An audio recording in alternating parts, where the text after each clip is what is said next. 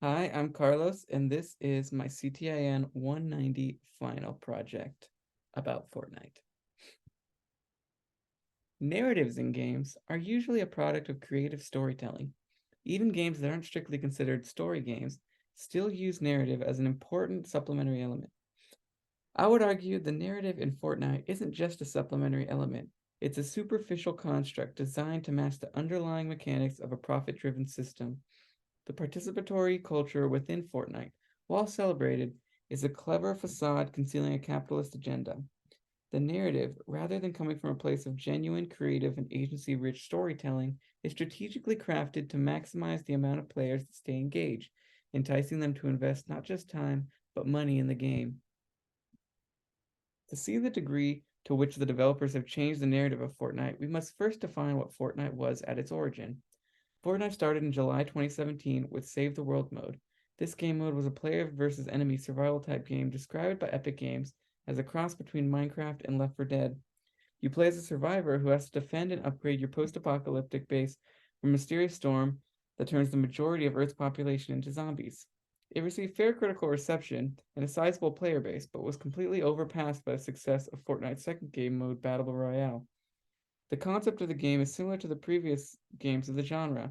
100 players skydive onto an island and scavenge for gear to defend themselves from other players. The goal of the game was simple: survive the longest. As Epic Games players showed signs of waning support, Epic Games started to accelerate the release of new updates and patches, promising multiple sizable changes almost every week. Nothing in the game was safe from revisions or updates. The Fortnite of today differs from the original in loot pool, map, layout, building, movement, and even objective. But we'll talk about that a little bit later. One thing that has stayed constant is the monetization structure. The game is free, and the only thing that you can purchase with real world money in the game is V-Bucks. With these, you can purchase items in the item shop and Battle Pass, incentivizing Fortnite to keep as many players playing the game as possible. Before we can describe Fortnite as a superficial construct designed to mask the underlying mechanics of a profit-driven system, I must first detail how the narrative is experienced by the player. There are two main narratives in Fortnite. The first is the overarching narrative present in map changes, live events, cinematic experiences, and comics. The actual storyline itself is so convoluted and unimportant to the gameplay that even the most seasoned players only have a tenuous grasp of it. I asked my father, who has been playing Fortnite pretty much daily for over 5 years, to describe the Fortnite lore. He simply said something about aliens and a multiverse of dimensions IDK. When I was listening to the ways this narrative is revealed, notice how little interactivity exists in these mediums. Cinematics and comics have no interactivity, and while you can still play the game during live events, you have no agency. Nothing that players do during these live events have any impact on the outcome of the event or corresponding map or loot changes. These live events started as a way to capitalize on the huge Fortnite community. The first event was a giant meteor wiping out one of the most popular cities on the map. Before the event, Epic drops hints, telegraphing that a huge change would be coming to the game. The community interaction they were aiming for seems to be modeled after the formula of games like Five Nights at Freddy's, where the actual narrative experienced in the game is completely distinct from the one that must be deciphered by the community. The community interaction feels more hollow and superficial than FNAF, though. The motivation for players to decipher clues and work together in FNAF is to theorize and come up with answers for mysteries that have prevailed for over a dozen game titles. The only motivation to decipher Fortnite's little tidbits of lore is to get a sneak peek at what new changes will be coming in the next week's updates. Similar to FNAF, I think this developer community relationship transcends into the realm of participatory culture. Content creators in Fortnite aren't simply making content about Fortnite. Their commentary about the game feeds into the decision that Epic Games makes about Fortnite. This also isn't taking into account the huge popularity of creative mode, which is entirely dependent on the participatory nature of the Fortnite community.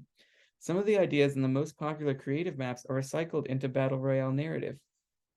Fortnite seems altogether uninterested with telling a creative story for story's sake, and instead uses the community surrounding the game as a way to artificially build hype and retain potential customers. These live events remind me of theme park thrill rides. Although there is some thin veiled plot and you, as a writer, usually play a role in it, you have no agency and thus are there to just throw your hands up and scream. While the motivation for live events likely originally came from a good place, it's hard to see that the latest event as anything other than a promotion for what the new season of Fortnite will offer.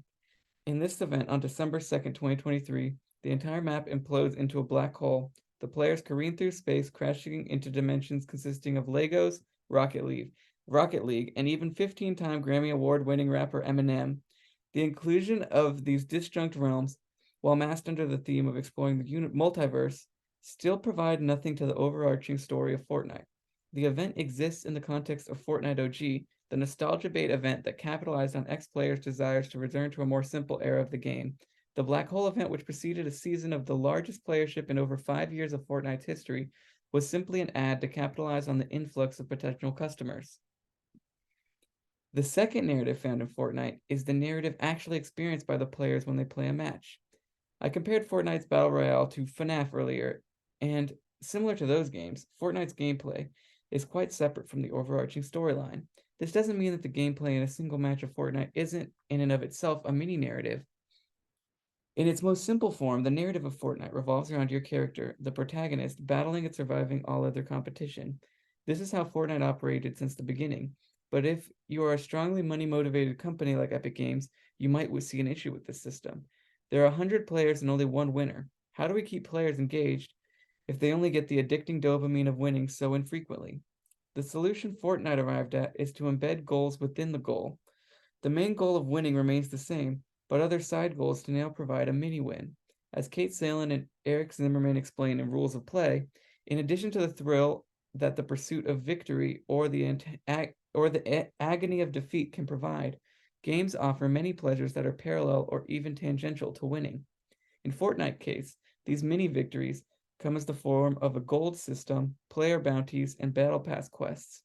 None of these things give you the full satisfaction of winning, but completing any of these things in a game can give you a small hit of dopamine because they lead to rewards that can have a small positive impact in your performance in the next game, not to mention the joy of feeling like a bounty hunter or having more ways to play. I personally still enjoy playing Fortnite with my girlfriend and my dad periodically.